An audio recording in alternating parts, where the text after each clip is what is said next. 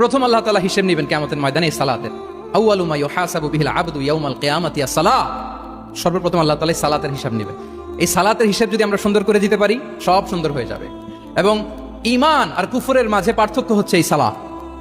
আওয়াজ করে বলুন, ঈমান আর কুফরের মাঝে পার্থক্য কি? এটাতে কোনো ছাড় নাই, compulsory. Push yourself to offer Salah on time. এটাই আমাদের আইডেন্টিটি। মুসলিম আইডেন্টিটির প্রথম কথা হচ্ছে সালাত। যার সালাত নাই তার ঈমান নাই। আওয়াজ করে বলেন, যার সালাত নাই তার কি নাই? আমাদের অনেক তরুণরা মুসলিম উম্মার মুক্তি কিভাবে হবে এটা নিয়ে খুব পেরেশান, কিন্তু সালাতের ব্যাপারে উদাসীন। এরকম আছে না নাই? এটা হইল? এটা যায়? হ্যাঁ, যে ব্যক্তি মুসলিম উম্মার মুক্তি নিয়ে টেন্সড, সে সালাতে উদাসীন, এটা মেনে নেওয়া যায় না। তাহলে মুসলিম আইডেন্টিটি প্রোটেক্ট করতে হলে সর্বপ্রথম আমাদেরকে সালাতে যত্নবান হতে হবে, 1 নাম্বার। 2 নাম্বার হচ্ছে আল কোরআন আল কারীমের সাথে আমাদের অ্যাটাচমেন্টটাকে মজবুত করতে হবে। 1 নাম্বার হচ্ছে সালাত মুসলিম আইডেন্টিটির, 2 নাম্বার হচ্ছে কোরআন। আওয়াজ করে বলেন, 2 নাম্বার কি?